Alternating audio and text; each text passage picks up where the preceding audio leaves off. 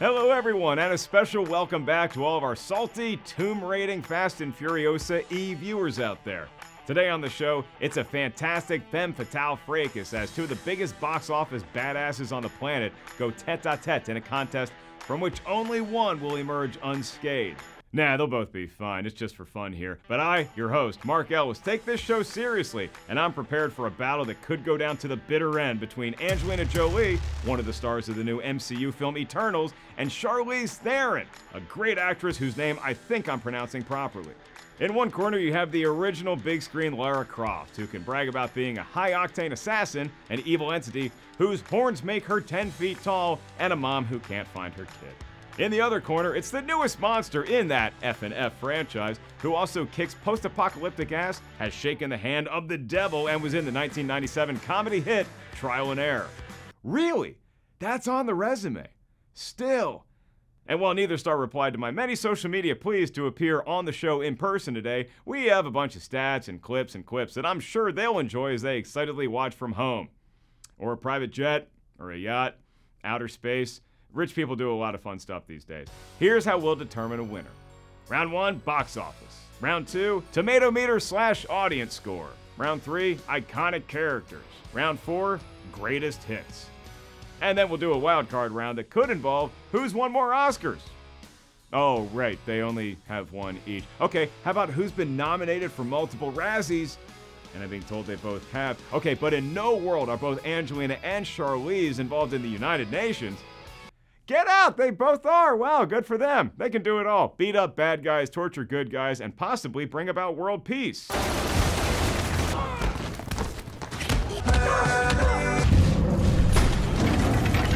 One is going to win today's reindeer game, and the other will be gone in 60 seconds. Or however long this fit ends up being. Let's get it on. First,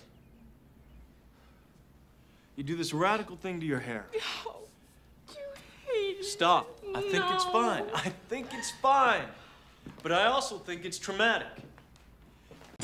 Round 1, box office. Since they came on the scene in the mid to late 1990s, both Angelina Jolie and Charlize Theron have dominated the box office landscape, starring in a wide variety of roles with one thing in common. Us audience folk, we want to go see whatever kind of movie they make on the biggest screen possible. Combined, they've done over 70 films that have generated over $11 billion worldwide.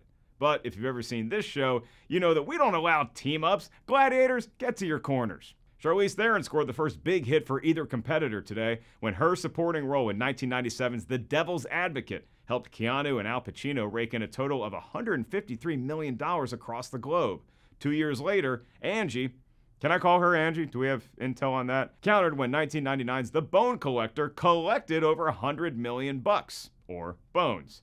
They've been throwing haymakers ever since, combining for 14 films that have cleared the $300 million international mark. But again, we don't do team-ups on verses.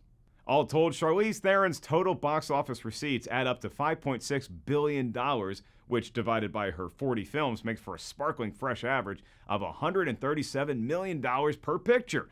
Those numbers have recently enjoyed a B12 shot thanks to her involvement as a straight-up psychopath in the Fast and Furious films. The Fate of the Furious is the only movie for either star that has crossed the $1 billion mark, earning a total of $1.2 billion. That bests Angelina Jolie's highest earner, Maleficent, by almost $500 million. But whereas Theron may have the solo record, Jolie has been a model of consistency. The Maleficent films, the Kung Fu Panda trilogy, and Mr. and Mrs. Smith each did over $450 million across the globe, with action flicks like Wanted and Salt totaling $342 million and $290 million respectively. Although she's done 9 fewer flicks that we have box office data for than Charlize, Angelina's 31-movie library has outgrossed her opponent, bringing in a grand total of $6.4 billion. That makes for a per-movie average of $209 million. The star and now director regularly delivers hits and can brag about having 11 films cross the $100 million domestic line. Charlize Theron has only 7 such movies. Only? But Theron does have 6 movies that broke the $300 million mark around the world, and if you wanted to pay really close attention and do math, you've already realized that Angelina Jolie has 8 such flicks. Here's some easier calculus for y'all. It's 1-0. Well, that will be the score after this round, and it's going to be in favor of Angelina Jolie. A higher total box office buck number on fewer movies gets her the W, but Charlize Theron did more than enough to prove she's going to be a major threat in this matchup. It's 1-0 now, and the fireworks are just getting underway. Well, well.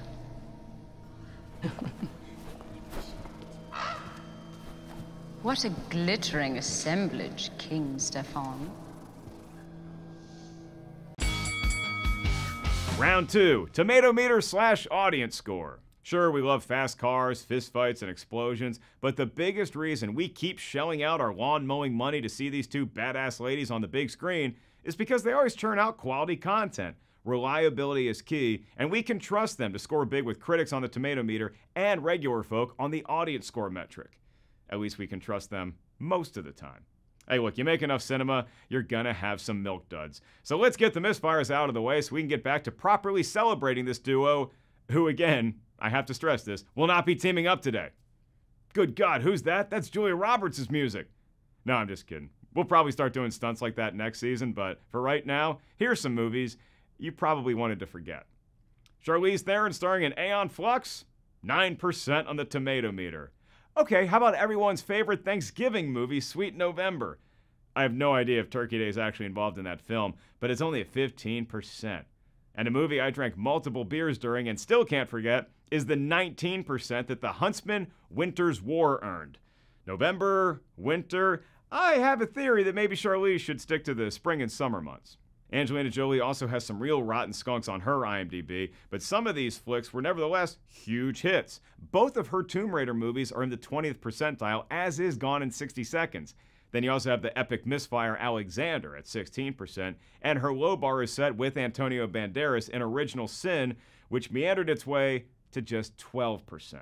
All right, enough cinema bashing. Let's gas up the jalopy and head to Freshtown. Charlize Theron has a glowing report card that features 3 movies in the 90% range. You want to guess them? Okay, you do that, but I'll also tell you in the meantime that Tully is at 87%, and Longshot and Monster are both at a B- with 81% each.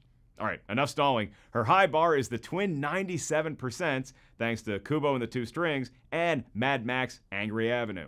Then doing that thing it does at 93% is That Thing You Do, one of the ultra-rare films that is certified fresh and has an exclamation point in the title.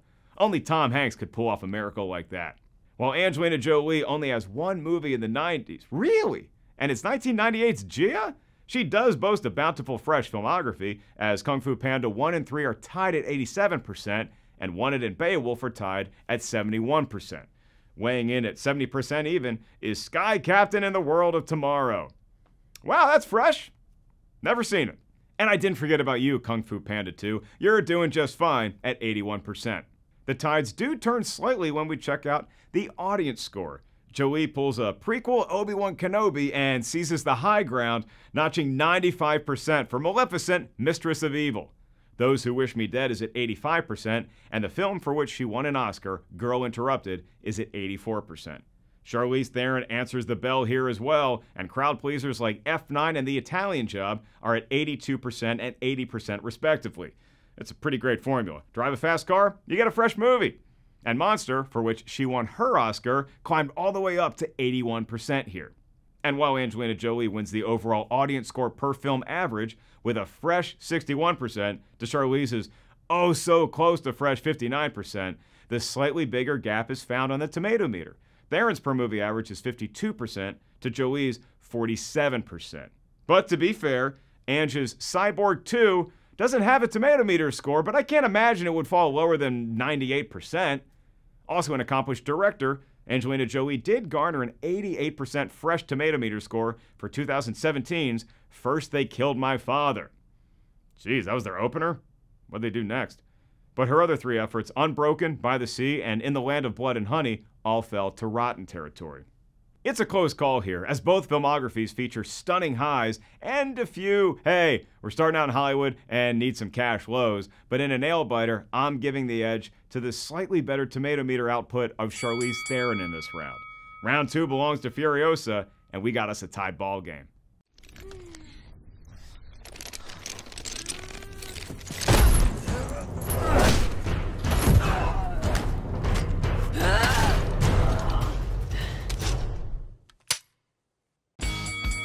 Round 3, iconic characters. Speaking of Furiosa, that memorable turn by Charlize Theron may be a factor in this round, which is all about the on-screen portrayals that left an indelible mark on us audiences.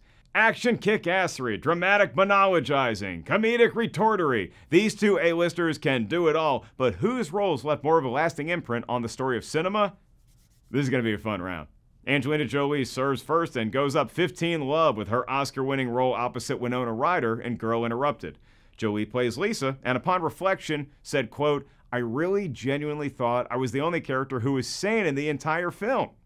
Beauty and sanity may be in the eye of the beholder, but you hear a precocious remark like that, and you understand why she's gone on to the career she has. It's inspiring to see how hard she pushes herself. Initially, she didn't want to take on the role of video game legend Lara Croft, but couldn't pass up the opportunity to train with the British military for 3 months.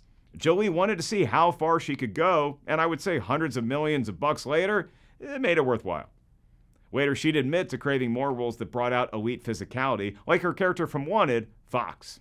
Jolie previously had been doing more quiet, emotional roles and was ready to get back into high-octane action. She also raced into our hearts in Gone in 60 Seconds and as Evelyn Salt in the straightforwardly titled film, Salt. But let's not forget about those more emotionally complex characters.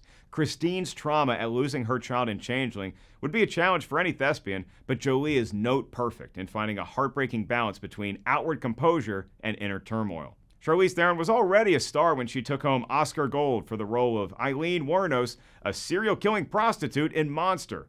She gained 30 pounds for the role, and that was just the start of her physical transformation. And the challenges kept coming on. She would later quote, "Usually, you pick 3 moments in a script, and you wait for those 3 days to come and really stretch your acting muscles. But in this case, every scene was that scene." It's a mesmerizing portrayal that at once connects us to the human side of Eileen and alienates us from her demons. And while Mavis from Young Adult hasn't murdered anyone yet, that film was also a showcase for Theron to display a person who is a professional success and a personal disaster. It's hilarious and heartbreaking within every scene. She'd continue to mix it up with fun, over-the-top roles like Cypher from the Fast and Furious films, and the pots and pans wielding superhuman Lorraine Wallace, the namesake of Atomic Blonde. I may be partial to certain movies from each competitor's robust resume, but to millions of kids around the world, that's not Angelina Jolie, that's Maleficent, embodying the evil soul of the classic Disney baddie with a dash of humanity, for which we feel a pinch of empathy is no easy task, yet Jolie pulls it off tremendously. But if it's truly iconic you want, then let's zoom into the future and bring your gas card. Fury Road may be Mad Max canon, but that's Furiosa's movie. Theron was reportedly up late one night, contemplating the character, when she called director George Miller and said, "How about I just shave my head?" Miller remained quiet for a beat, then sighed, and that passed for a green light to get out the clippers. The end product is an iconic performance that stirs the echoes of everyone from Ellen Ripley to Jean-Claude Van Damme in Cyborg. I heard they made a sequel to that, and it's pretty good. Both of our warriors in this matchup have plenty of killer fight scenes that we'll fling into the ring in the next round, but if it comes down to the one character that's the most memorable, it's gotta be Furiosa. And I didn't even see the black and white version of, the chrome version of Pissed Off Boulevard. I look forward to many more resonating roles from both Jolie and Theron, but as of now, the slight edge goes to Charlize in this round, from Monster to North Country to the dystopian future of Mad Max Upset Cul-de-sac. They're so funny to me and probably no one else. Charlize Theron edges out Angelina Jolie in this round and goes up 2-1. Study on the rocks? You pay attention. Round 4, Greatest Hits. If each of these mega-talented actresses were rock bands, they'd never have to write another song again. They'd be on their Greatest Hits tour, cranking out tune after tune that you've heard on the radio for the last 25 years. And while Angelina Jolie and Charlize Theron have plenty of career, or maybe their best songs, still ahead of them, the legendary moments they've created are worth revisiting time and time again.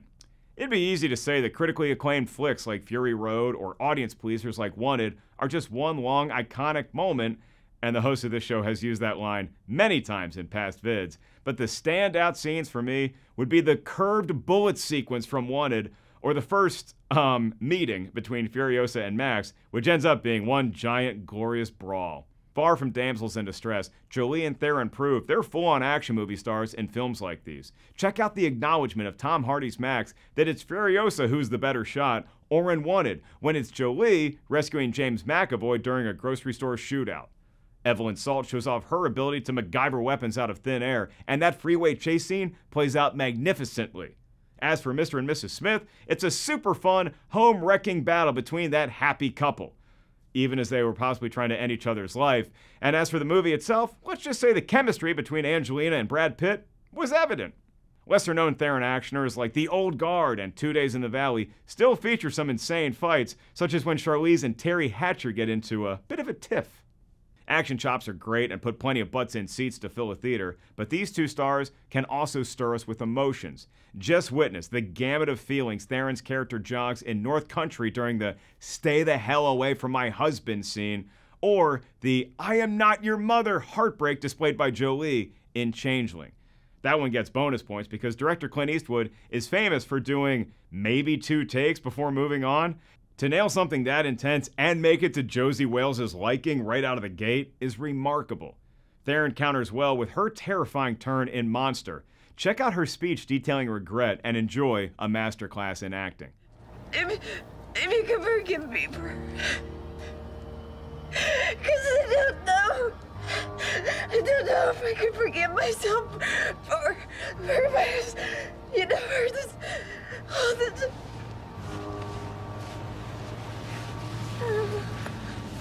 We could jet to outer space with Charlize as well, and even though I enjoyed her cold approach in Prometheus, I still can't fully get behind a film that breaks the first rule of being an astronaut. No sleeping together in space. I've talked about this before. Come on, y'all, you're trained for this. Take a cold shower, chug some orange tang, and save the bedroom shenanigans for when you're not in zero gravity. You creeps. If you do like outlandish ridiculousness, I'd rather go with Angelina Jolie as Lara Croft. She not only punches a shark in the face, but her statue battle in the original Tomb Raider is... Wait, did I just say... Yeah, she punches a shark in the face. That happened. Not since Mahoney pulled a gun on a great white in Police Academy 4 has a shark been so intimidated. We've proven here that both Angelina Jolie and Charlize Theron can veer from intense drama to crazy action without missing a beat. And if you say Atomic Blonde, that epic fight scene in the kitchen, living room, hallway is great, then I would wholeheartedly agree with you.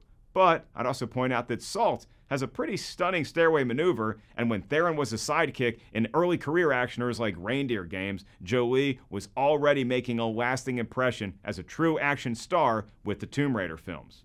Again, she punches a shark in Cradle of Life. Go back and watch it again. It's as close a call as we've seen today, but I'm giving the slight nod in this round of greatest hits to Angelina. Now we're tied at 2 apiece, which means the tiebreaker will be determined by the wild card round mystery movie. One of my favorite mental exercises that now will determine the outcome of today's match is a simple setup. So you walk into a theater, you grab your snacks, and now you have a decision to make. Do you enter Theater 1, which is playing a new film for which you have no context other than realizing that Angelina Jolie is the star? Or do you go into Theater 4, which has an unknown movie that you now know stars Charlize Theron, and you got no other info? Theater 2 is playing Cyborg, and Theater 3 is featuring Cyborg 2. Because come on, we're a movie theater, we gotta make money. It's not gonna be an easy decision, but we do know that if it's an action film, we're gonna make the right choice, regardless of which theater we entered. Lara Croft, Atomic Blonde, Salt, Fast and Furious, hey, it could be that sequel. We're gonna be entertained. And even more impressive is the willingness of both stars to get their hands dirty when it comes to preparing for the physicality of these parts and their athletic prowess in performing many of their own stunts. Similarly, if it's a high-profile award contender, we're in for one of the best performances of the year. Jolie won an Oscar in the year 2000 and was nominated again in 2009 for Changeling, when again, I can't stress this enough, that ain't her kid. She's also been nominated for 3 Golden Globes since winning that award for Girl Interrupted. The noms came courtesy of A Mighty Heart, Changeling, and The Tourist. Okay, who put The Tourist in the prompter? Really? That movie was up for an award. Wow, did they see the movie? Yikes. Theron took home Oscar Gold as the Monster Warnos, but was also nominated for an Academy Award for her greatness in North Country in 2005 and Bombshell in 2019. Young Adult and Tully also earned her a bevy of award nominations, including the Golden Globes. If we're choosing a mystery flick just based on the star, versatility counts. And this is where Charlize Theron might seize a slight lead. Her ability to disappear into a role like playing Megyn Kelly in Bombshell, or her fearlessness in playing a monster, or her willingness to put on 50 pounds to play Tully is remarkable. Additionally, she's got great comedic timing. Matching wits with Seth Rogen in the rom-com Long Shot was no easy task, nor was it making us believe that she'd actually fall in love with Seth Rogen. But I bought it. And if you want to point out that Theron was up for a Razzie for her role in A Million Ways to Die in the West, I'd say, well, yeah, it may not have been her fault, but still, that's a risk going into an unknown movie theater when something like that could be torturing us for the next 90 minutes. But if it is in the realm of comedy, the smart money says that the film will probably be more along the lines of young adult, where we laugh at the obnoxiousness of the main character, yet can't help but empathize too. We see more of ourselves than we maybe wanted in her portrayal of Mavis, and that produces a film that makes us laugh and think. As great as Angelina Jolie is, her comedic filmography can't live up to her formidable action and drama resume, so while I'd be perfectly happy seeing her in anything, hey, I even enjoyed Life or something like it, I think the safer bet is to walk into a theater for a Charlize Theron vehicle. I might be hoping it's an actioner where she kicks tons of ass, but I wouldn't be disappointed with an intense drama or a fun rom-com. And I know it's a risk, because again, A Million Ways to Die in the West wasn't all that long ago, so I would counter by saying, The Tourist. I rest my case, Your Honor. Charlize Theron wins the mystery movie category, and thus, the match. Buddy and I used to go thrifting all the time. Remember that? The 90s? Oh my God, Beth, we had this huge, silly t-shirt collection. It was just like the dumbest thing ever. But I'll tell you this, Angelina Jolie has been one of my favorite movie stars ever since what film? Well, it was one of the great trailers in cinema history. They counted down from a minute, teasing the audience that in the time it took for us to get our popcorn, soda, and seats, Nicolas Cage had already stolen our car. That was gone in 60 seconds, and while Charlize may be my winner today, I'm still gonna go as Maleficent for Halloween.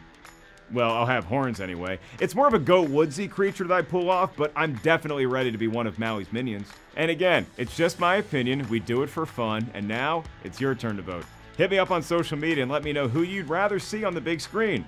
I'm at Mark Ellis Live, and if Angelina Jolie or Charlize Theron are watching, feel free to vote yourselves. And if it's not too much trouble, I'd love another Atomic Blonde or a Wanted movie. Please, please. Or we could just have Angelina Jolie pop into the new Furiosa movie that I think is still happening. Okay, y'all work on that, and I'll just say thanks so much for watching this episode of Versus. I'm Mark Ellis, and remember, I am not your mother.